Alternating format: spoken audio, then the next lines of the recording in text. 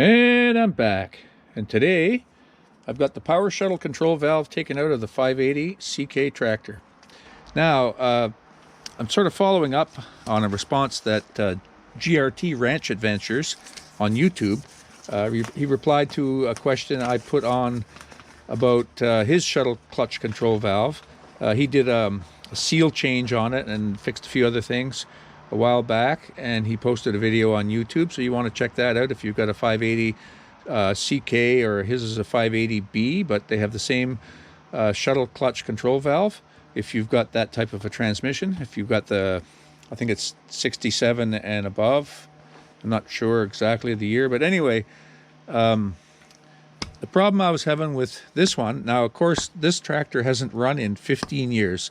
It still hasn't been started, but I'm trying to get everything ready to, you know, for that occurrence, for that happening that's coming up here, you know, in the next couple of months, hopefully.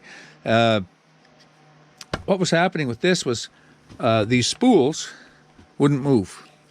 These spools would not move. They were jammed, you know.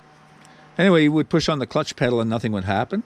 And, you know, I tried all sorts of things. I looked at the clutch pedal linkage, and GRT Ranch Adventures had suggested it might be something to do with the linkage. And it could very well have been, but I disconnected all the linkage and it still wouldn't move. So what I did here last night, just before dark, it wasn't great filming conditions, so I didn't film taking it out, but it's pretty much, you know, it's just disconnecting the linkages, and you'll see that in reverse when I put it back in, and I will try to film that. So I took this out, and I put some liquid wrench down on here overnight. I set it in the vise, and I let it soak. And this morning I twisted them, and I was able to get these spool valves out. This one's 9/16 inch in diameter, and this one's 7/8 of an inch in diameter. Okay, I got them out and wiped them off a little bit. And a couple of things I'm learning. Now, I'm going to change the seals on this. Now, there are part numbers for these seals. There's case part numbers, and GRT Ranch Adventures had put them in his video. I'll give them to you here again.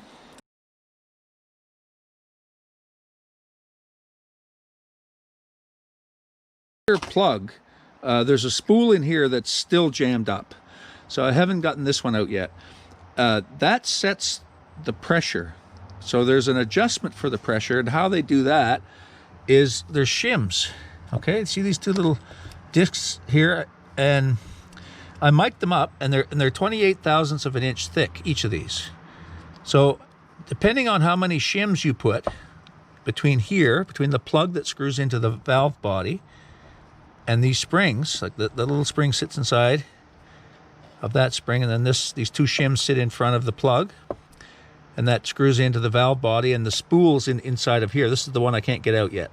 Okay, so be very careful when you take this apart not to lose these shims, because that's setting the pressure. I guess that's how, you know, they would do it if they need to make an adjustment.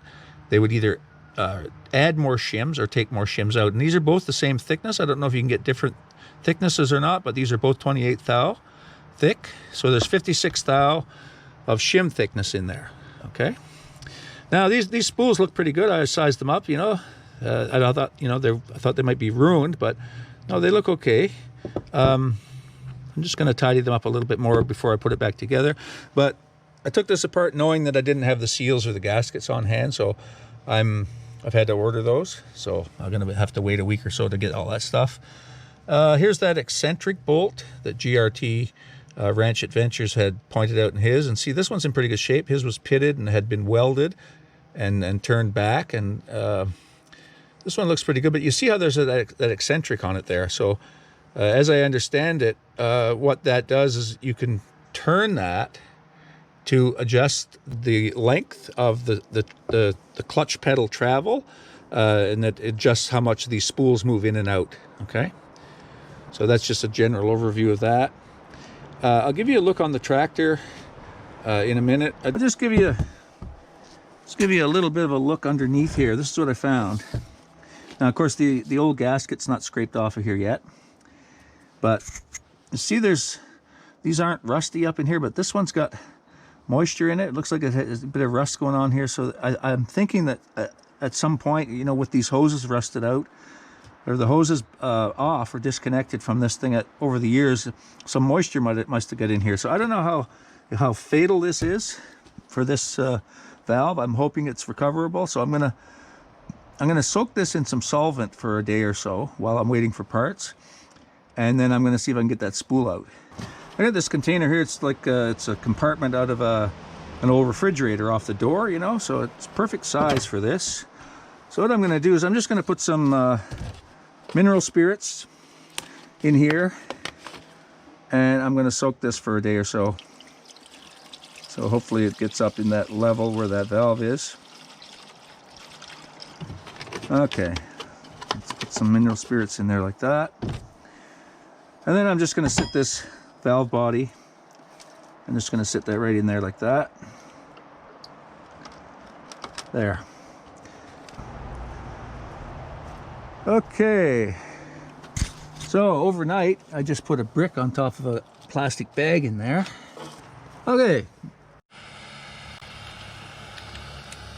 Okay, so I soaked that valve body overnight in mineral spirits, paint thinner, and took it out here this morning.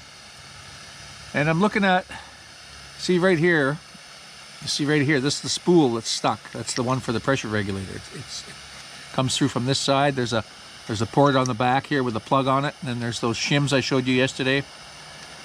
And then it seems like it's stuck between here and here and here. So what I've decided to do is try and alternate a bit of heat, a little bit of you know, nothing very hot, because this is it's a piece of cast iron. You can't focus heat you know, very strongly on any one area of that, you might crack it. So I just got some propane here. So what I've been doing is just been warming the whole thing up gently, you know, going around, and then trying to focus a little bit more on that area where the spool is. So I've been trying that, and what I did was I tried it once here earlier this morning, and then I sprayed it with penetrating oil, and now this is the second attempt. So it looks like that's not recent. That's probably what I sort of figured it out, that's been there for a while. And when I first found this tractor, the hose was broken on the outlet here. So basically what happens is the pressure comes up from the sump, the pump passes it through this port, and it goes out through that fitting to the filter on the front of the tractor, and then through the bottom of the rad, the cooler, and then back in here, back into the system, back in through the other port. And so this port was broken off. So I'm thinking there's water, rainwater and stuff, snow over the years that got in there. So like I say, I hope I can get that spool out, clean it up. I've looked online. I figured out the number for it if I need that individual spool. But man, I don't want to have to buy one of these, even a used, you know, valve body, just the valve body itself. A lot of money, you know, more than I want to spend. So anyway, just gonna go at it gently here, put some heat in there, try and warm it, you know, uniformly.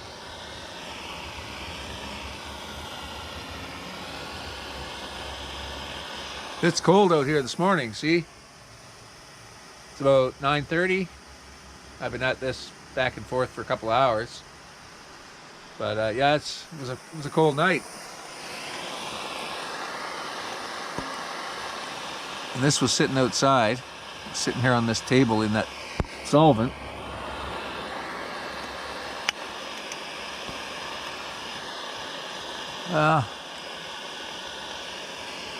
I've seen it before where I've tried to, you know, get stuff out, and you know, you alternate between a little bit of heat and then some penetrating fluid, and then you back to heat and then penetrating fluid. Eventually, you know, it'll persuade the rust to let it go. Not in every case, but let's hope. Okay, so I got it warmed up. Now I'm gonna get upwind of this, and I don't want to breathe this stuff, but got a bit of liquid wrench here. Give it a shot right up in here.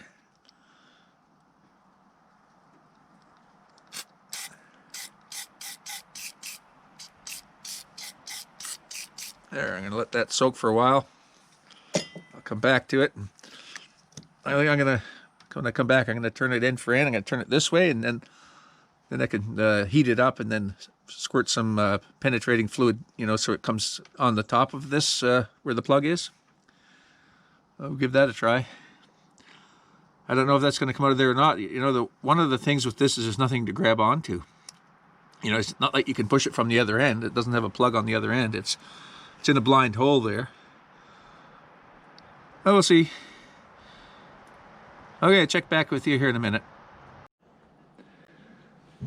Okay, I'm back, and I just was tapping gently on that spool, just gently, like that. Little tiny hammer, you notice. I'm not wailing on it, and I saw it move. Put this down from here. I don't know if you can see it on the video or not, but see, it moved. It moved about 1/16 of an inch. So when I'm tapping on it gently like that, just gently, it seems like it's coming up out of the bore.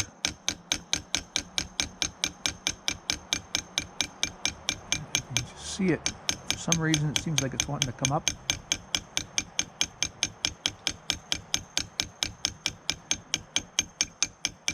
Yeah, it's lifting up. Now, if you watch right in here, you can see right in there, I'm just going to tap down on it gently. Look at that. See that?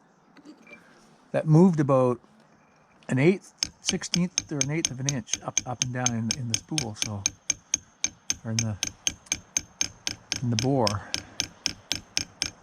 So somehow this little bit of rattling is encouraging it to come out. So I should have a piece of brass. I knew I wasn't going to be hitting it hard, so I got this, but a little piece of brass would already be better. Look at that, it's coming up.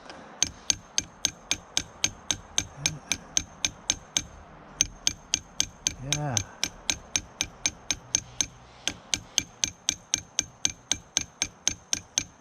I don't know why that's making it move up. Maybe there's a spring behind it. I didn't see that in the drawing, though. I didn't see a spring down in here.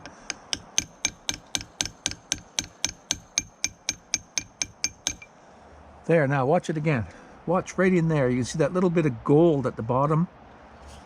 See that little bit of gold showing? Now, see that? That moved. Okay, so I'm going to put some more penetrating fluid on it, and I'm going to let it soak some more, and I'm going to keep tapping it like that, and hopefully we'll get that out. Wow. Okay, check back with you in a bit. Okay, I'm going to take this now, and I'm going to turn it over and see if I can get that plunger to pop out. Let me see here. I'm just going to give it a little tap on the end of the vise.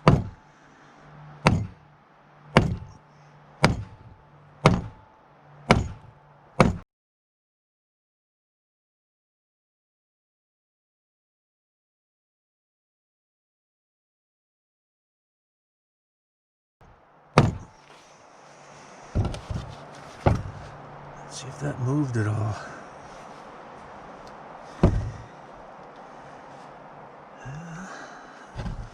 One way to tell is see if it'll tap back in. Let's see here. Oh yeah, look at that. That's starting to free up. So good.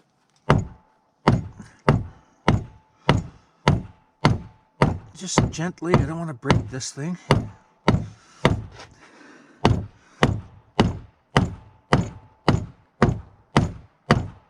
Now, how far did that move? Let's see here. Maybe you don't even need the hammer to push it. Let me see.